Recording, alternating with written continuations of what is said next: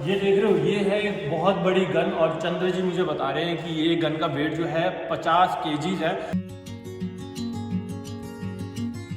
ये देखो, ये भी एक हवेली है।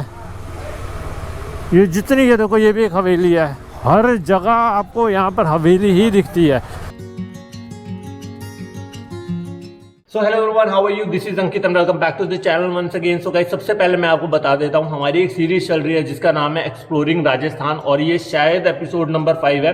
और अगर आपने मेरा पिछला वीडियो देखा था तो मैं कल गज केसरी पैलेस जो बीकानेर से 20 किलोमीटर पहले पड़ता है वहां से यहाँ भंवर निवास में आया था, जो एग्जैक्ट बीकानेर के अंदर पड़ता है। अगर मैं इसकी लोकेशन बताऊं ना एग्जैक्ट आपको, तो जैसे हमारे दिल्ली में बोल सकते हैं रेड फोर्ट सबसे ज्यादा फेमस एरिया में से एक है, आगरा में ताजमहल बहुत फेमस है, वैसे ही बीकानेर में रामपुरिया कॉलोनी जो है वो सबसे ज्यादा फेमस एरिया में से एक है। उसका मेन रीजन ये है कि यहाँ की जो हवेलियां हैं ना वो बहुत साल पुरानी हवेलियां हैं और वहां पर अंदर एंट्री नहीं हो सकती क्योंकि वो सारी प्राइवेट प्रॉपर्टीज हैं।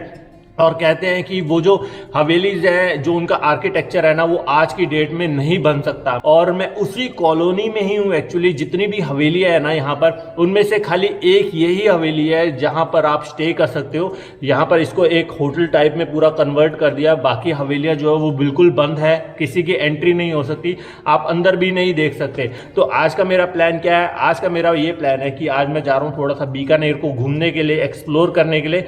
यहाँ क्या क्या चीज़ें हैं, तो चलो आपको लेके चलता हूँ, थोड़ा बहुत बीकानेर दिखाता हूँ और इस ब्लॉग को एंजॉय करते हैं। तो मुझे लगता है यही है जूनागढ़ फोर्ट, और बहुत दूर से चल रहा है और बहुत ही भाई साहब खतरनाक और शानदार बना रखा है। कितना बड़ा यार! पहले के टाइम पे लोग बनाते थे और कितना टाइम लगता होगा, लेकिन बनाते थे।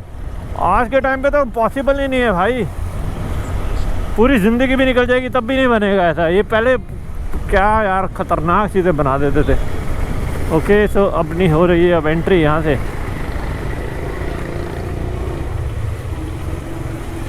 जूनागढ़ फोर्ट। तो अगर 20 रुपये देने हैं तो अंदर पार्क कर सकते हो, अगर फ्री में खड़ी करनी है तो इधर पार्क कर सकते हो। हम 20 रुपये देंगे। चार्ली जहाँ भी रहेगी सेफ खड़ी रहेगी। दौलत प्रोल।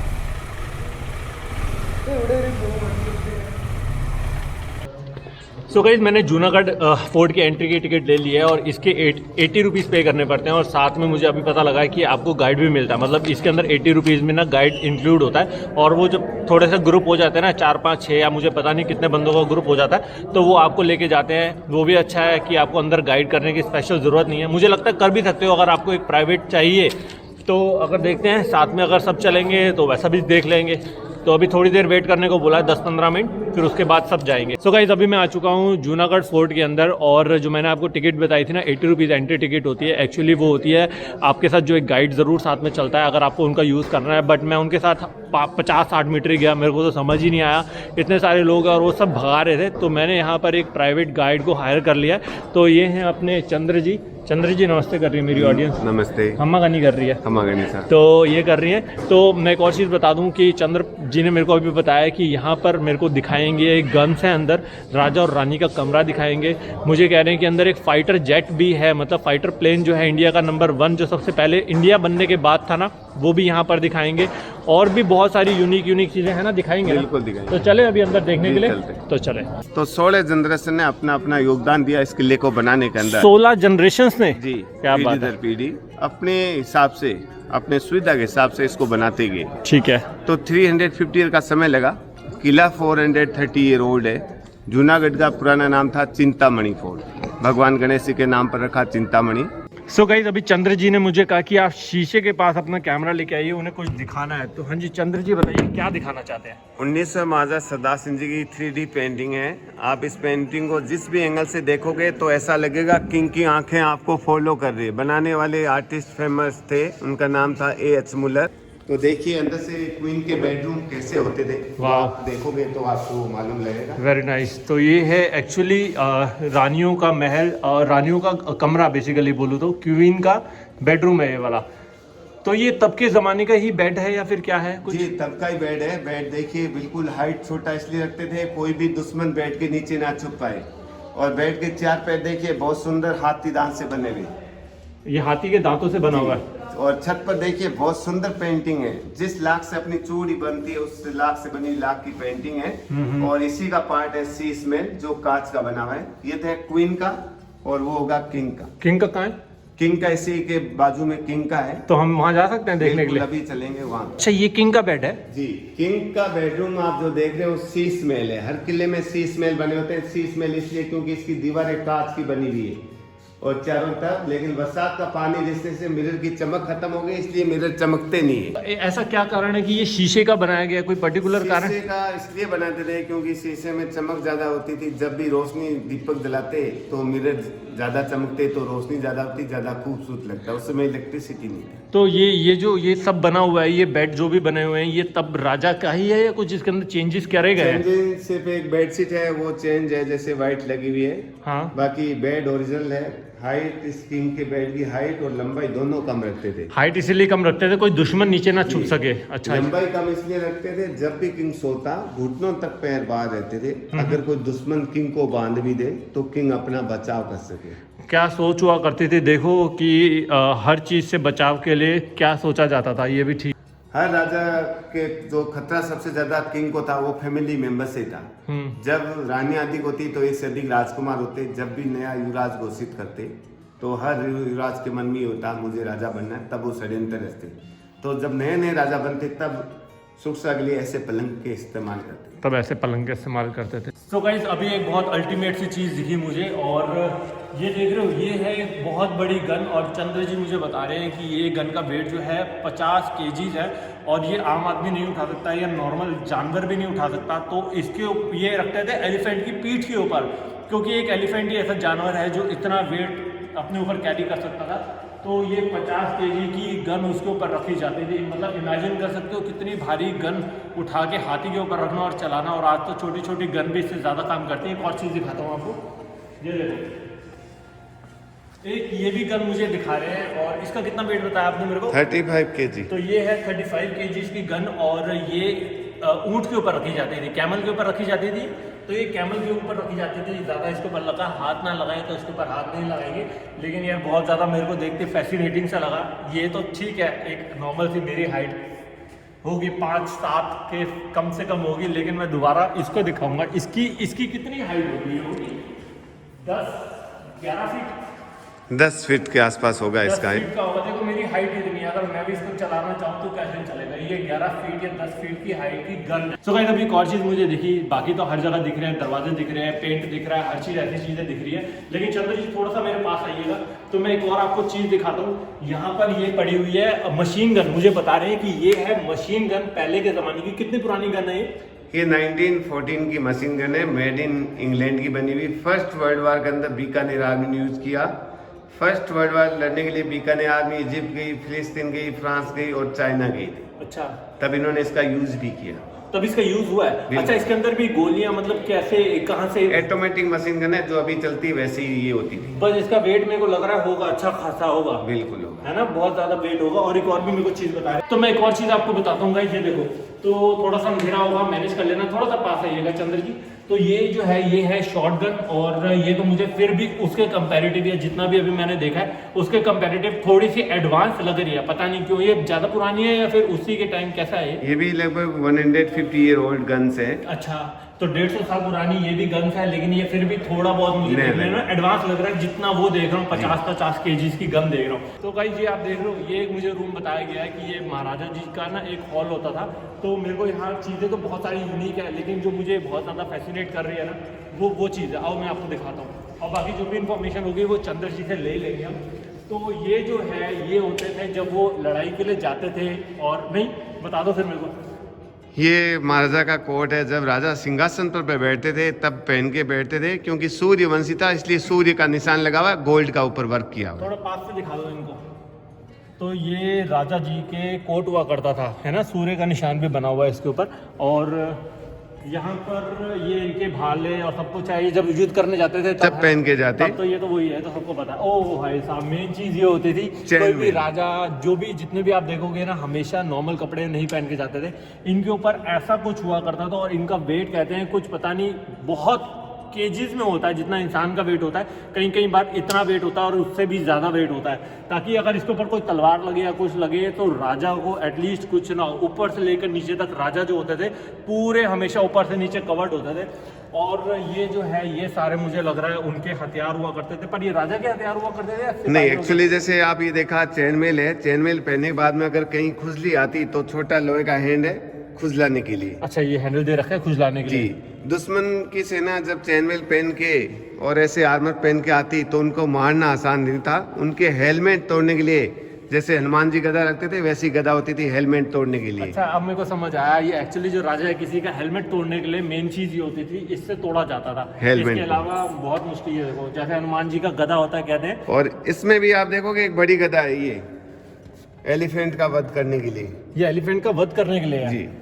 Very nice, very nice. और ये गदा रखते थे किंग अपने पास में, जब सिंहासन पे बैठता कोई राजा पे अटैक कर दे तो राजा सर पे वार करता था इसका। सर पे एक बार मेरी तरफ देखिएगा तो ये ओवरऑल रूम देखिए, ये हॉल देखिए कितना बड़ा है।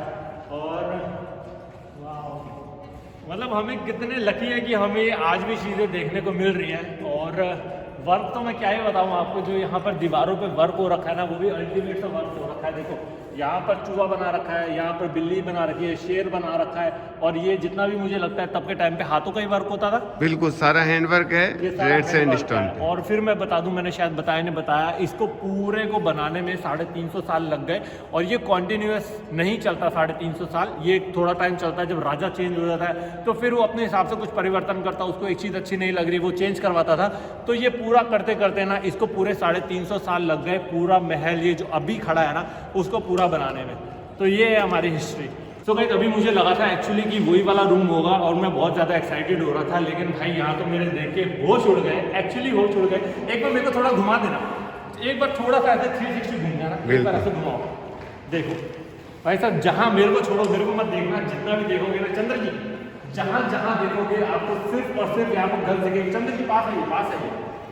तो ये देखिए, ये जो है ये भी सारा गन है, और ये एक्चुअली बोलूँ बहुत खूबसूरत एक्चुअली गन लग रही है। और चंद्र जी इसका भी कुछ बताइए ना, क्या है?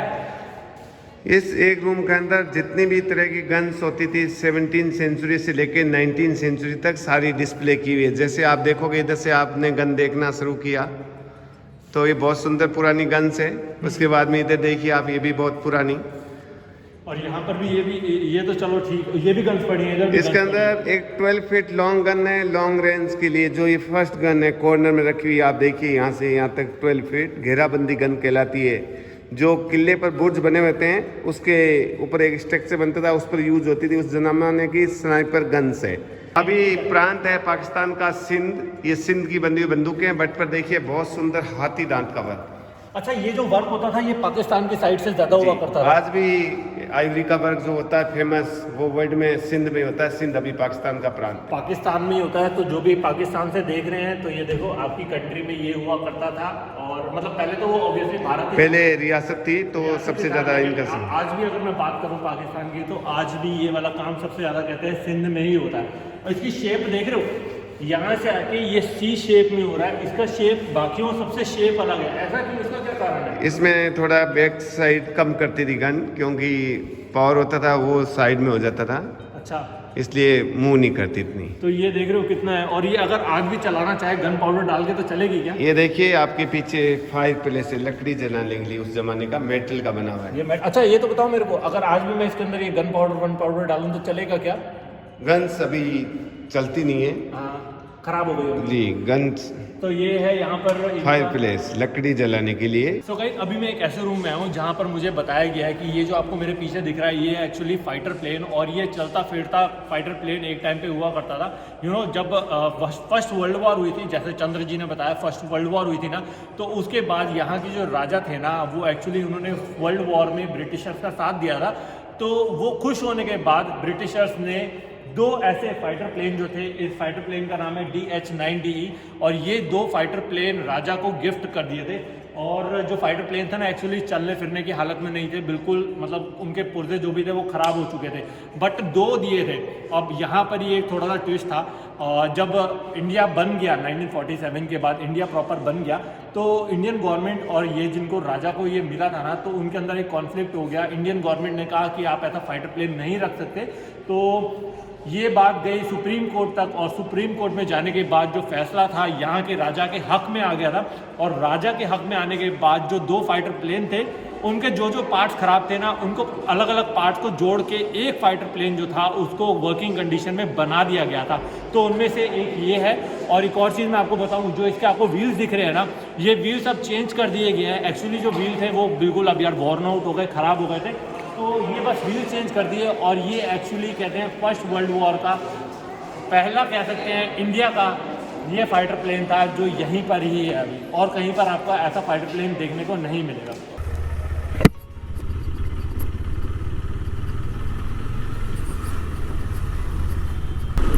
तो अभी मैं आपको बताऊं मेरा क्या सीन चल रहा है। अभी मैंने जूनागढ़ फोर्ट देख लिया अच्छी तरह से, 2 घंटे मैंने अपना अच्छा खासा टाइम एंजॉय किया वहाँ पर, और अब मैं जा रहा हूँ। मेरे को एक्चुअली बहुत ज़ोर से लग रही है भूख, और यहाँ पर एक बताया कि कोई शॉप है वहाँ पर चले जाओ, तो वहीं पर ही देखते हैं कुछ खाने को मिल जाए। तो मेरा मन है कचौड़ी वचौड़ी खाने का, क्योंकि यहाँ पर ज़्यादातर कचौड़ी का ज़्यादा ही ट्रेंड है, तो देखते हैं।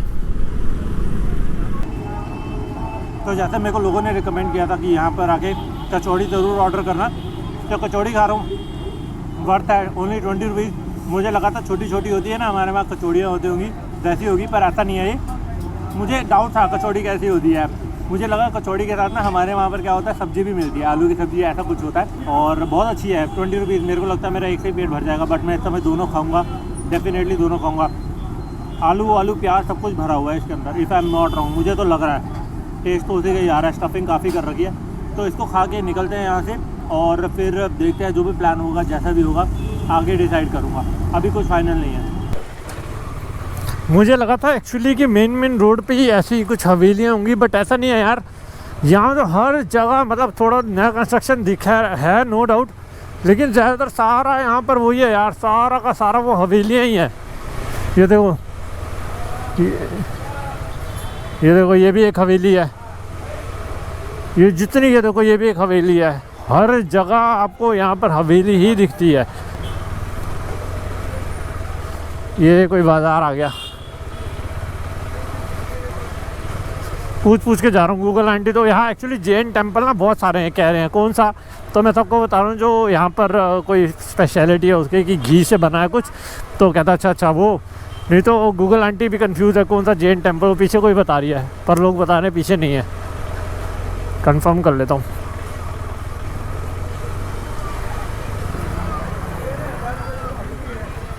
अंकल जैन टेम्पल जाना है, जैन टेम्पल सीधा।